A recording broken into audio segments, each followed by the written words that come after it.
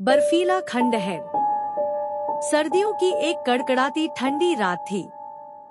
हिमालय के दूरदराज के इलाके में एक खंडहरनुमा हवेली खड़ी थी, जिसे लोग चंद्रकुंज कहते थे।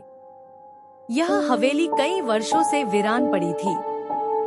लोग कहते थे कि यह जगह श्रापित है, लेकिन ठाकुर देवेंद्र सिंह ने इसे खरीदा और अपनी पत्नी और 2 बच्चों के साथ यहाँ आ बसे।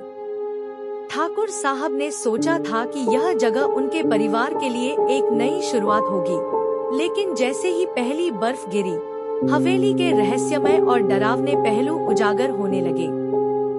हवेली में पहली रात देवेंद्र की पत्नी सुनीता को लगा कि किसी ने खिड़की के बाहर से झांककर उन्हें देखा है।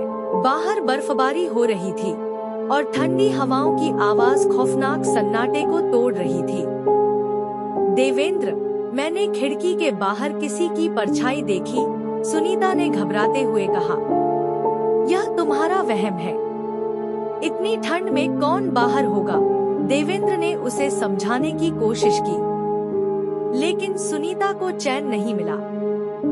रात के दूसरे पहर में हवेली के पुराने दरवाजों की चरमराहट, सीढ़ियों पर किसी के चलने की आवाज और दीवारों पर अजीब खरोंचें सुनाई देने लगी।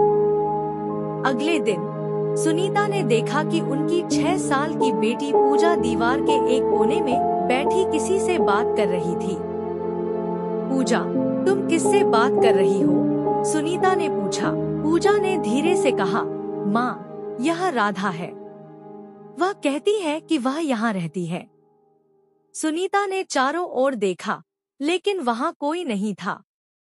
उसकी रीढ़ में सिहरन दौड़ गई। उसके छोटे बेटे राजू ने भी अजीब अजीब बातें करना शुरू कर दिया। वह कहने लगा कि रात को एक बूढ़ा आदमी उसके बिस्तर के पास खड़ा होकर उसे घूरता है। देवेंद्र को यह सब बच्चों की कल्पना लग रहा था, लेकिन जैसे जैसे रातें गुजरती गईं, हवेली में डरावनी घटनाएं बढ़ने लगी। एक रात देवेंद्र को लगा कि कोई उनकी पत्नी के कमरे में खड़ा है। जब उसने टॉर्च जलाकर देखा तो वहाँ कोई नहीं था, लेकिन टॉर्च की रोशनी में दीवार पर खून से लिखे शब्द दिखाई दिए, यह घर हमारा है, चले जाओ। अब देवेंद्र को यकीन हो गया कि इस हवेली में कुछ भयानक है। अगले दिन देवेंद्र ने गांव के एक बुजुर्ग से इस हवेली के बारे में पूछा। बुजुर्ग ने बताया, यह हवेली कभी राजा वीरेंद्र सिंह की थी। उन्होंने इसे अपनी पत्नी चंद्रिका के लिए बनवाया था, लेकिन एक दिन उनकी पत्नी और बच्चा रहस्यमय तरीके से मारे गए। उसके बाद से इस हवेली में जो भी आया, उसने मौत को गले लगाया। लोग कहते हैं कि चंद्रिका और उसका बच्चा आज भी यहाँ भटकते हैं। देवेंद्र ने हवेली के पुराने तहखाने की जांच करने का फैसला किया। तहखाने में उसे एक पुरानी किताब मिली, जिसमें चंद्रिका की कहानी लिखी थी। किताब के आखिरी पन्ने पर लिखा था, जो भी हमारे घर में रहेगा, उसे हमारे साथ मरना होगा। उस रात हवेली में तूफान सा आ गया। दरवाजे अपने आप खुलने बंद होने लगे, खिड़कियों से अजीब आवाजें आने लगी और पूरे घर में साए घूमने लगे।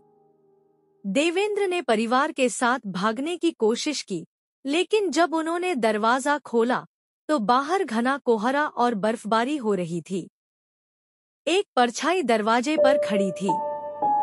यह चंद्रिका की आत्मा थी, जो कह रही थी, तुम्हें यहाँ से कोई नहीं बचा सकता, यह घर तुम्हारा नहीं है।